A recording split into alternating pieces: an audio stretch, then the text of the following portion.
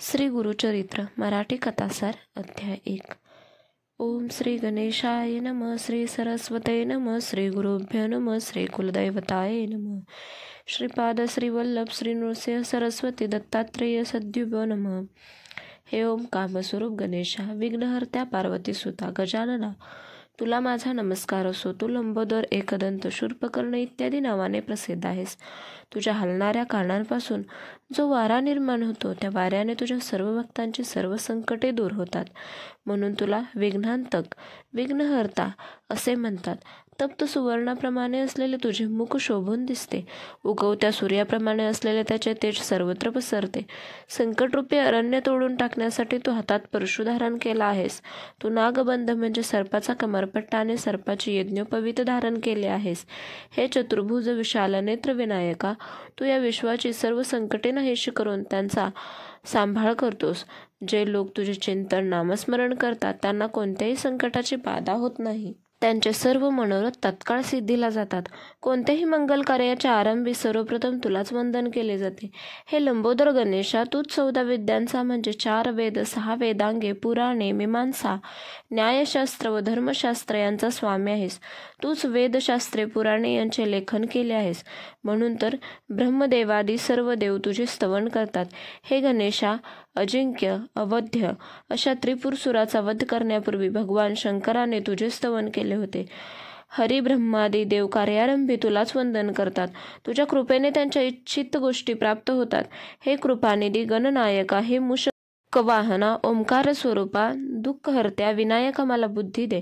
जे लोक तुला वंदन करतात त्यांची कार्य सिद्धीला जातात. हे गणेशा, तू कृपासागर आहेस. तू सर्वांचा आधार आहेस. हे गजानना, माझे मनोरथ सिद्धीला जावेत म्हणून मी तुला साष्टांग नमस्कार करतो.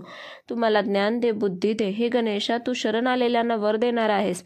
मी अज्ञानी आहे म्हणून तुला शरण आलो आहे. श्री गुरुचरित्र लिहावे अशी इच्छा आहे. तुझी माझ्यावर पूर्ण कृपादृष्टी असावी व मी हाती घेतलेला ग्रंथ सिद्धीला जावा अशी माझी तुला प्रार्थना आहे. आता मी विद्या देवता सरस्वतीला वंदन करतो. तिच्या हाती विना आणि पुस्तक असून ती हंसावर आरूढ झाली आहे. तिला वंदन केले असता ज्ञानप्राप्ती होते. हे सरस्वती माते, मी तुला वंदन करतो. वेदशास्त्र पुराणे तुझ्याच फाणीने प्रकट झाले आहेत. माते, मला चांगली बुद्धी दे. श्री नृसिंह सरस्वती हे माझे गुरु आहेत. त्यांच्या नावात तुझे नाव असल्याने तू मला आदरणीय वंदनीय आहेस. हे जग कळसूत्री बाहुलीप्रमाणे तुझ्याच प्रेरणेने असते. म्हणून तू मला ग्रंथलेखनासाठी प्रेरणा दे, मला स्फूर्ती दे, मला विद्यादान दे. आता मी ब्रह्मा, विष्णू आणि महेश या त्रिवांना वंदन करतो आणि विद्यादान मागतो. भगवान विष्णू हा विश्वाचा नायक आहे. तो लक्ष्मीसह क्षीरसागरात वास्तव्य करतो. शंखचक्र गदा पद्याधारी त्या नरहरी विष्णूने गळ्यात वैजयंतीमाला धारण केले आहे. पितांबरधारी तो विष्णू शरणागतांना इच्छित वस्तू देतो. तो मोठा कृपाळू दयाळू आहे. आता मी पंचमुख गंगाधर या शंकराला वंदन करतो. साक्षात जगन्माता पार्वती त्यांची पत्नी आहे. तोच या जगाचा संहार करतो म्हणून त्याला स्मशानवासी म्हणतात. व्याघ्र चर्म परिधान केलेल्या त्या सर्वांगावर सर्प धारण केलेल्या त्या शंकराला मी वंदन करतो. ज्याच्या मुखातून वेद निर्माण झाले त्या सृष्टीकर्त्या ब्रह्मदेवाला मी वंदन करतो. सर्व देव, यक्ष, गंधर्व, किन्नर, सिद्ध, साध्य, सर्व ऋषीमुनी, पराशर, व्यास, वाल्मिकी इत्यादी सर्वांना मी नमस्कार करतो. माझ्याजवळ कवित्व नाही. ग्रंथरचना कशी करतात हे माहीत नाही. मला मराठी भाषा नीट येत नाही. मला शास्त्रज्ञान नाही. म्हणून आपण सर्वांनी माझ्यावर कृपा करावी. माझ्या या लेखनात सर्वतोपरी मदत करावी.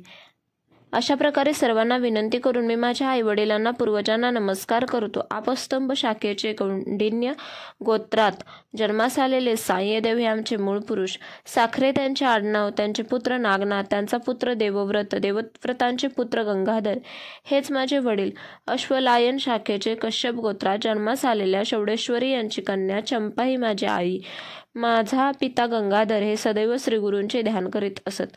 म्हणून मी माझ्या नावात माझ्या पित्याचे नाव गोवून सरस्वती गंगाधर असे स्वतःचे नाव धारण केले. श्रीगुरूंचे सदैव ध्यान करणाऱ्या सर्व साधू संतांना, संन्यासी, यती, तपस्वी या सर्वांना माझा नमस्कार. मी या सर्वांना प्रार्थना करतो की मी अल्पमती आहे. माझे बोबडे बोल गोड मानून घ्या. पूर्वीपासून आमच्या कुलावर श्री गुरूंची कृपा आहे. त्यांनीच मला गुरुचरित्र लिहिल्याची आज्ञा केली. ते म्हणाले, तू आमचे चरित्र कथन कर. त्यामुळे तुझ्या वंशाला धर्मार्थ, काम व मोक्ष हे 4 पुरुषार्थ प्राप्त होतील. गुरूंची आज्ञा मला प्रमाण आहे. मी त्या आज्ञा म्हणजे प्रसन्न झालेली कामधेनूच.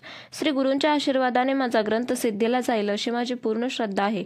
श्री नृसिंह सरस्वती हे त्रयमूर्ती श्री दत्तात्रयांचा अवतार आहेत. त्यांचे चरित्र अगाध आहे, अपार आहे. त्यांचे वर्णन कोण करू शकेल?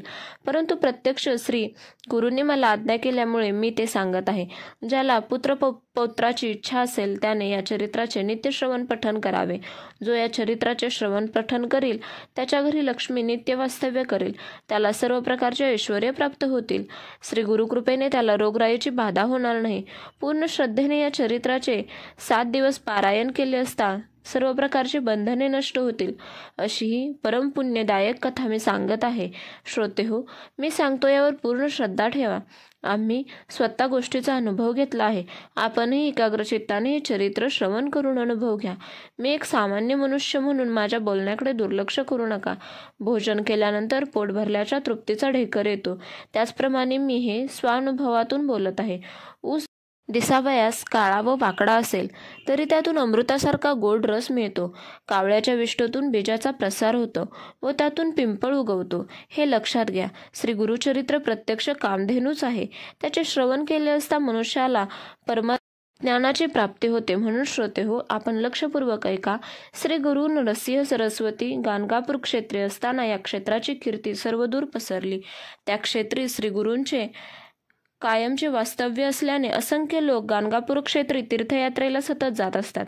तेथे जाऊन श्री गुरूंची आराधना केली असता मनुष्याच्या सर्व इच्छा पूर्ण होतात. 4 पुरुषार्थाची प्राप्ती होते. अनेकांनी हा अनुभव घेतला आहे. नामधारक नावाचा एक भक्त सदैव श्री गुरूंचे चिंतन करीत असे. एकदा त्याला श्री गुरुदर्शनाची तीव्र ओढ लागली, म्हणून तो तहानभूक विसरून गाणगापुराकडे निघाला. आता एकतर श्री गुरूंचे दर्शन घेईन तर घरी येईन, नाही तर या नश्वर देहाचा त्याग करीन असा निर्धार करून तो श्री गुरूंचे स्मरण करीत जात होता. तो मनात श्री गुरूंना आळवीत होता. अहो गुरुदेव, लोखंडाला परीस स्पर्श होताच त्याचे सुवर्ण होते असे म्हणतात. आपले नाम परीस आहे ते माझ्या हृदयात सदैव आहे असे असता. मला इतके दुःख का बरे भोगावे लागते? परिस्पर्शाने जर लोखंडाचे सोने झाले नाही तर दोष कोणाचा हे लक्षात घेऊन माझ्यावर कृपा करा. अहो गुरुदेव, आपण कृपावंत आहात, परमदयाळू आहात. सर्वांच्यावर आपण कृपा करता, मग माझ्याबद्दल आपणास दया का बरे येत नाही? आपण मला दर्शन दिले नाही तर मी कुठे आणि कोणाकडे जाऊ? अशा प्रकारे अत्यंत वाकुळ झालेला तो नामधारक पुन्हा पुन्हा श्री गुरूंची आळवणी करीत होता. अहो गुरुदेव, कलियुगात श्री गुरुच हेच श्रेष्ठ आहेत.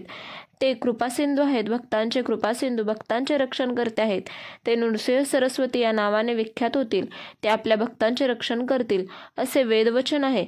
आपण ती वेदवाणी खरी म्हणून दाखवा. हे दयासागरा, मला भावभक्ती माहीत नाही, माझे मन स्थिर नाही. तुम्ही कृपासागर आहात, माझ्यावर कृपा करा. आई आपल्या बाळाला कधी दूर ठेवते का? तुम्ही तर माझे माता पिता सखा बंधू आहात. परंपरेने तुम्हीच आमची कुलदेवता आहात. माझ्या वंशात परंपरेने आपली भक्ती चालत आलेली आहे, म्हणून मी सुद्धा तुमचेच भजन पूजन करीत आहे. हे नरहरी, माझे दैन्य दारिद्र्य दूर करा. तुम्हीच अखिल विश्वाचे पालन पोषण करते आहात. सर्व देवांचे तुम्हीच दाते आहात. मग तुमच्याशिवाय दुसऱ्या कोणाकडे काय मागणार? तुम्ही सर्वज्ञ आहात असे पुराणे सांगतात. मग माझ्या मनातील दुःख तुम्हाला समजत नाही का?